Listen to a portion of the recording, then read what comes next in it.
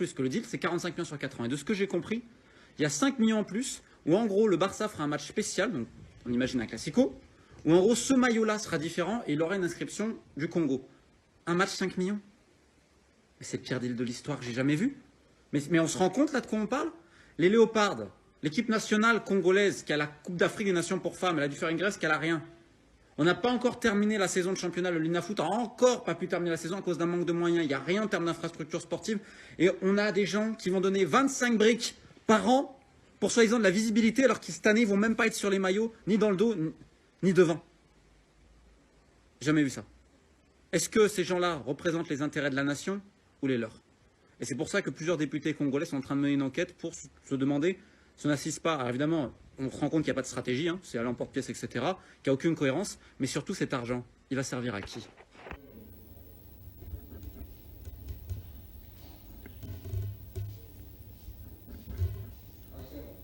Voilà, merci beaucoup Bandoro Balandi. Ndenge Toyoki, ça fait mal. Ezopé ça passe.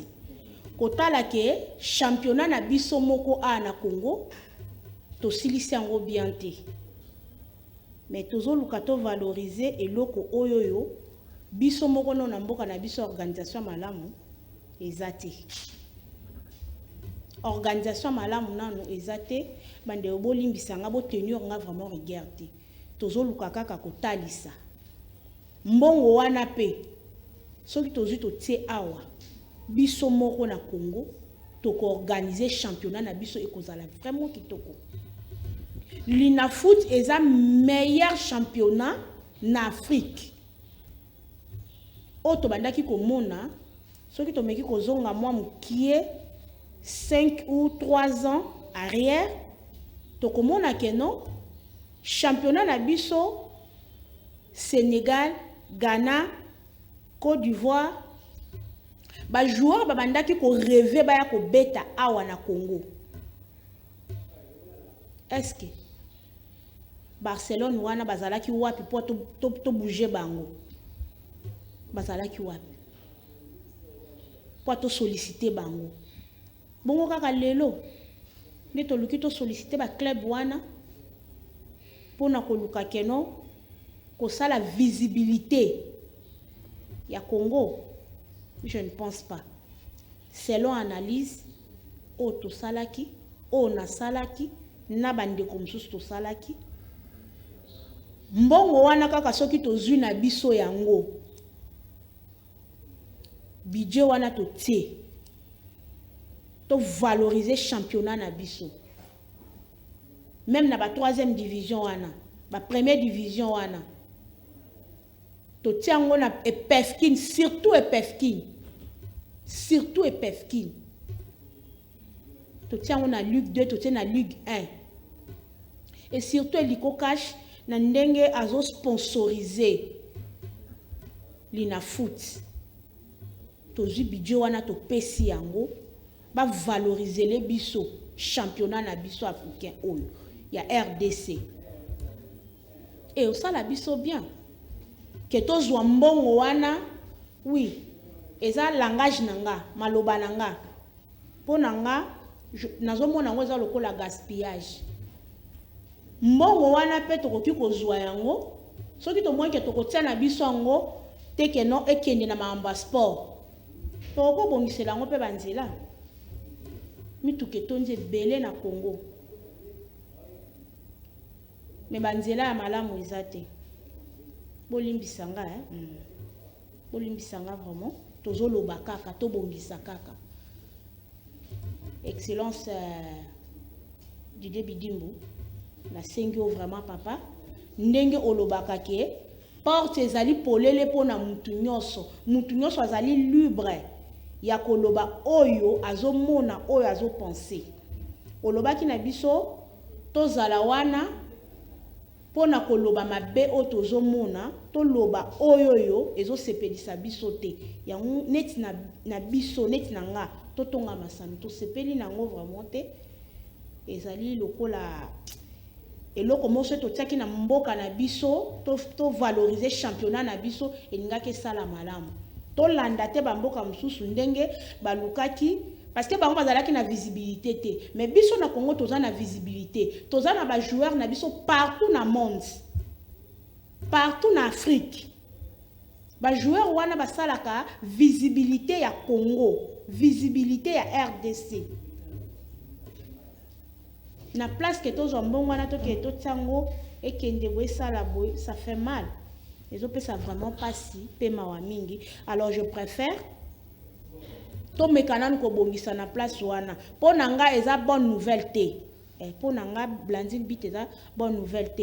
Alors ceux qui nazali loba mo na régie ba meka kotiela biso élément wana ya Cédric Bakambu ndenge azosala musala nae. Alors bino pe bandeko o mususu bozala besoin ya koya ko valoriser Congo. Boya et tant que ba international boya koti ya misala ya malamu na mboka na bino eke bokenda ka libanda ya mboka bo valoriser ka libanda ya mboka ke mboka na bino eza na mwa ba difficulté na niveau sportif bino bozo kenda ka libanda alors ezopesa pasi mingi alors sona ali loba mona régie ba balancer biso imange wana nde tokozonga sima pona ko pesa ba détail.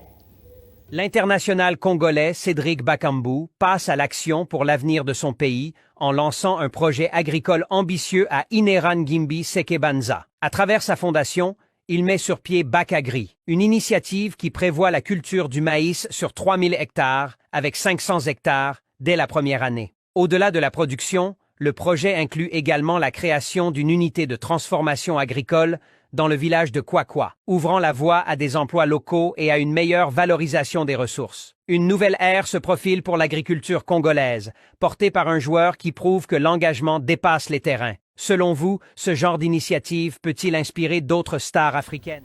Voilà, merci beaucoup Bandoko Balandi. Kaka ndenge na ebisa kibino bomoni mwana ya mboka.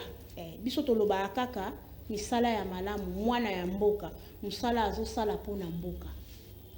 Et bon yo oza kuna ozoluka ka ko valoriser culture ya mindele zonga na mboka valoriser mboka na yo bakoko na yo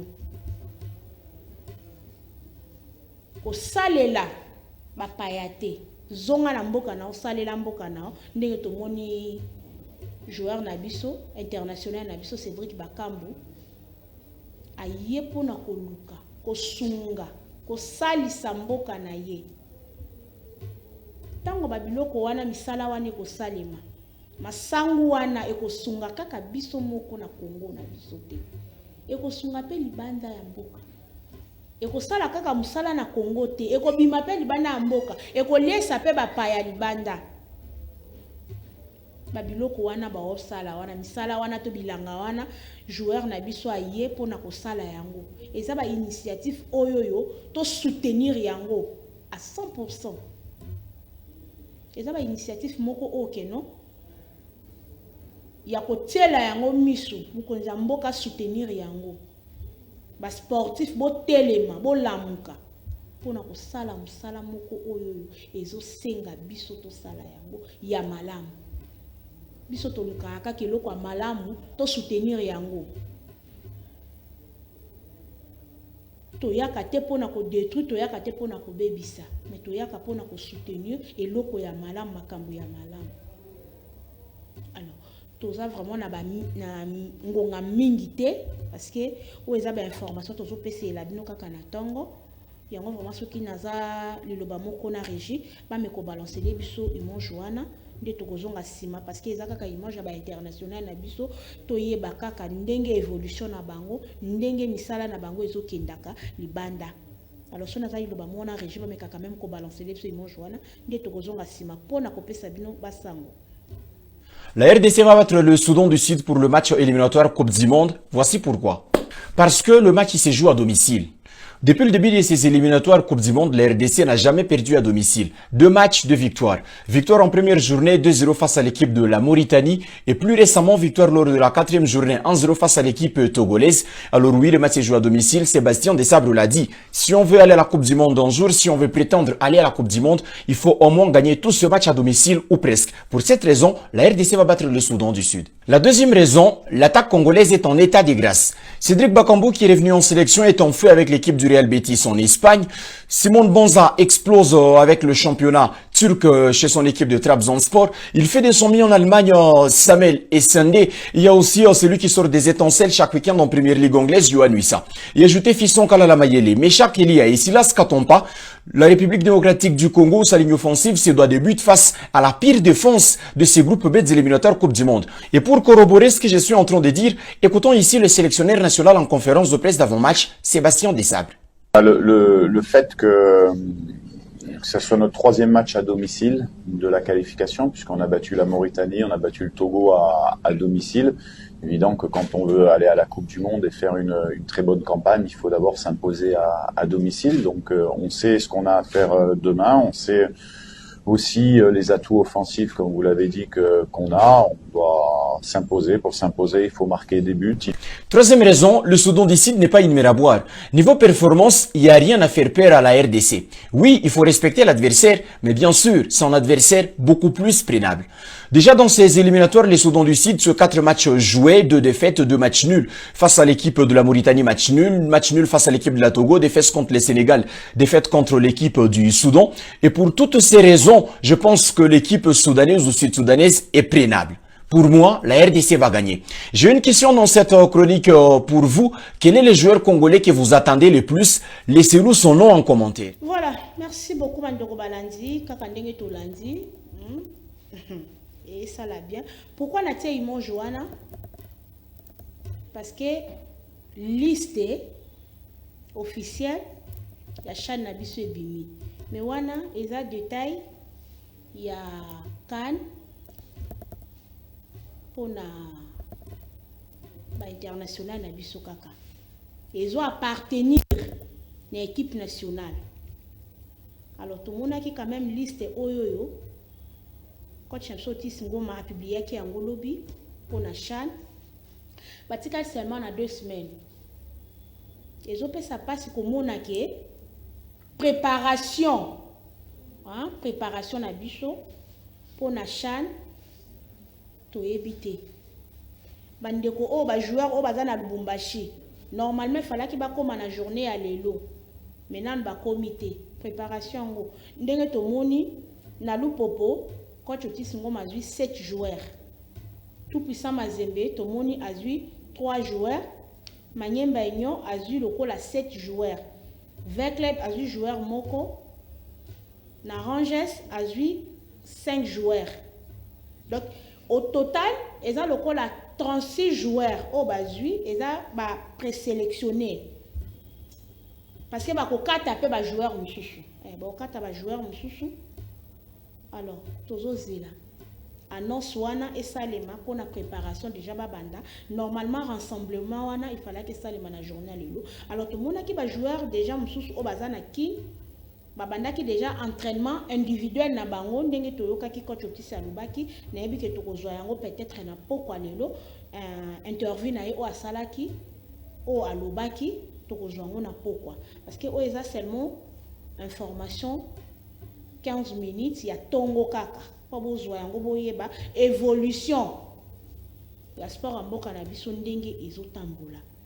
Alors na 36 joueurs wana o bazui bango lokola ba présélectionné ba kokata po batika la 26 joueurs ou 24 joueurs. Alors tout moni na avec les besoin na oka joueur moko o bazui na ndenge bandeko mususu bazo s'attendre que non na avec les bakoko zo 2 ou 3 joueurs non les joueurs moko oyo bazuye to moni na sanga balende azu joueur moko te na sanga balende mais coach Otis ça montre que azolanda penza bandaki kolanda malgré azalaki libanda même lisu na ye ezalaki awa pona kolandela championnat na biso évolution na ndenge e bandaki kokende. Alors coup de chapeau na ye ba courage ebele ba bonne chance na bango ndenge ba kokende pona kobeta ba match wana to monaki pe balobi arbitrage à Congo et aux vraiment qui côté mais tout le monde bazoué biso quand même 2 arbitres moko cause à la centrale moko cause à la juge. Alors coup de chapeau na RDC évolution na biso ndenge ezokende. Alors bongo kaka ezaka ka il faut to sala kaka publicité libanda non je ne pense pas.